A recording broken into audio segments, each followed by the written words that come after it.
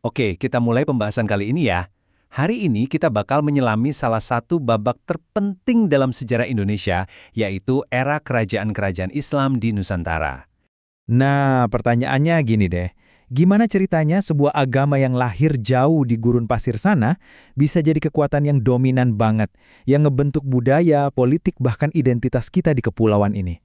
Dan jawabannya, ini yang seru. Ternyata bukan dimulai dari pedang dan pertempuran. Sama sekali bukan. Kisah ini justru berawal dari kapal, rempah-rempah, dan obrolan santai di pelabuhan-pelabuhan yang super ramai. Oke, yuk kita bedah bagian awalnya. Seperti yang tadi udah disinggung, Islam itu tiba di Nusantara bukan karena penaklukan, tapi dibawa oleh para pedagang. Uniknya lagi, cara penyebarannya itu seringkali dari atas ke bawah. Jadi ketika seorang raja atau penguasa memutuskan untuk memeluk Islam, rakyatnya pun biasanya ikut dengan damai. Prosesnya alami banget. Perjalanan kita mulai dari ujung barat Nusantara dulu ya, di Pulau Sumatera. Posisinya yang super strategis di Selat Malaka itu ngebuat dia jadi kayak gerbang tol alami buat para pedagang muslim dari mana-mana. Dari Arab, Gujarat, bahkan sampai Cina. Nah, disinilah kita ketemu sama dua kerajaan pelopor yang meletakkan fondasi kuat Islam di wilayah ini. Kerajaan Samudra Pasai dan Kerajaan Aceh yang gagah perkasa. Samudra Pasai ini punya status yang spesial banget. Secara sejarah, kerajaan inilah yang diakui sebagai kerajaan Islam pertama di Indonesia. Benar-benar titik awal dari sebuah era yang baru. Dan ini bukan cuma cerita dongeng loh. Buktinya tuh kuat banget. Ada nisan pendirinya, Sultan Malik As-Saleh.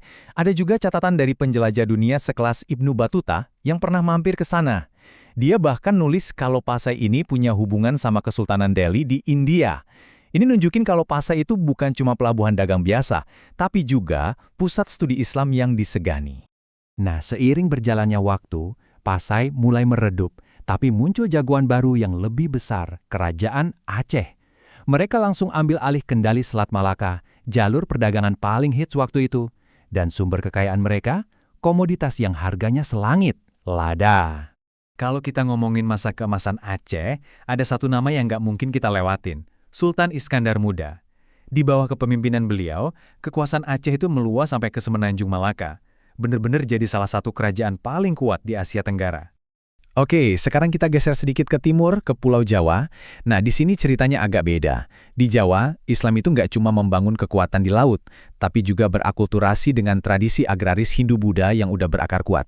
Hasilnya, campuran budaya yang unik banget. Di Jawa, ada 3 pemain besar yang bakal kita bahas. Kerajaan Demak sebagai sang perintis, Kerajaan Mataram Islam sebagai raksasa agraris, dan Kerajaan Banten sebagai penguasa jalur laut di barat.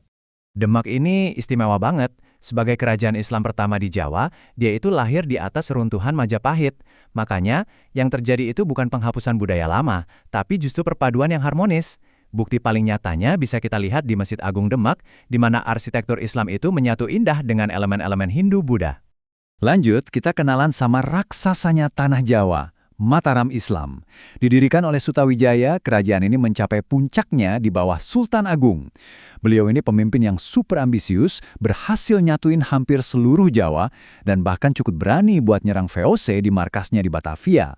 Tapi ya, sayang banget konflik internal dan tekanan dari luar akhirnya bikin kerajaan besar ini terpecah lewat perjanjian Giyanti. Jangan lupain Banten di ujung barat. Dengan posisinya yang menguasai Selat Sunda, Banten jadi pelabuhan dagang yang super makmur, terutama di zaman Sultan Ageng Tirtayasa, yang juga dikenal gigih banget melawan dominasi VOC. Perjalanan kita lanjut lagi, makin ke timur, langsung ke jantungnya Kepulauan Rempah. Di sini, aroma cengkih dan pala itu bisa memicu kekayaan yang luar biasa, persaingan yang sengit, dan melahirkan para pelaut ulung dengan kapal-kapal legendarisnya. Nah, di panggung timur ini, ada 2 kekuatan utama yang main, Kerajaan Goa Talo di Sulawesi Selatan dan duo rival abadi Ternate dan Tidore di Maluku Utara. Goa Talo, atau yang mungkin lebih kita kenal sebagai Kerajaan Makassar, ini benar-benar penguasa lautan.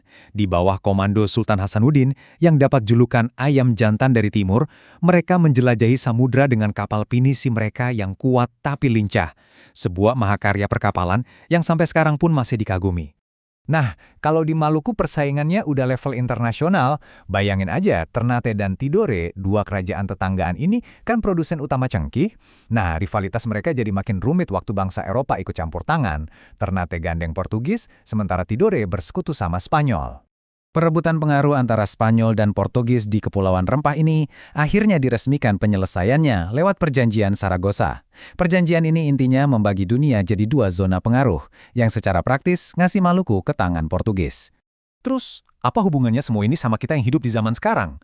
Kerajaan-kerajaan ini mungkin udah lama nggak ada, tapi warisan mereka itu masih hidup banget, masih bernapas di sekitar kita, dan ngebentuk Indonesia modern dengan cara yang mungkin nggak kita sadari.